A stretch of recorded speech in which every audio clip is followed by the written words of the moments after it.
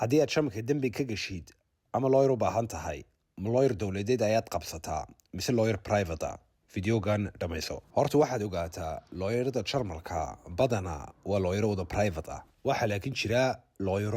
lawyero dowladda lacagta ka bixiso by Pflichtverteidigung Beratungshilfe und Prozesskostenhilfe dadka lacagaha laga bixiyo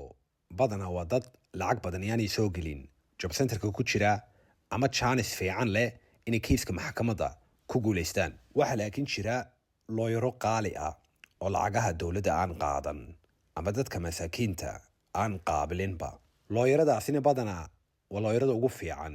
kiisaska ay ka shaqeeyaana waqti badan geliya maaha laakiin in lawyerka dowladda ka bixiso inuu lawyer xun yahay lawyer fiican buu kuu noqon karaa markaad adigu lawyer raadinaysid mar kastaba internetka baaritaan ku samee iyo eeg lawyerka takhasuskiisa iyo imiso xidigo lawyerkaasi leeyahay